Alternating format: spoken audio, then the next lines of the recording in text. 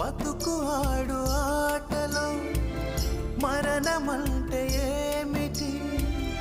ఆటలోని అలుపు వంటి చిన్న మలుపులే జీవితాన్ని అందక జీవమెళ్ళిపోదులే,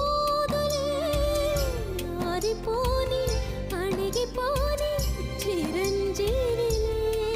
తల నిండుగా శీసులే, ఇక నిండునా ఆశలే. యముని పాశమే బిగుసుకున్నను. మరణమన్నది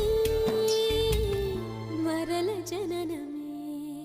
నిండు నూరేళ్ల సావాసం స్వర్గమయ్యింది వనవాసం. దండగుచ్చాను నా ప్రాణం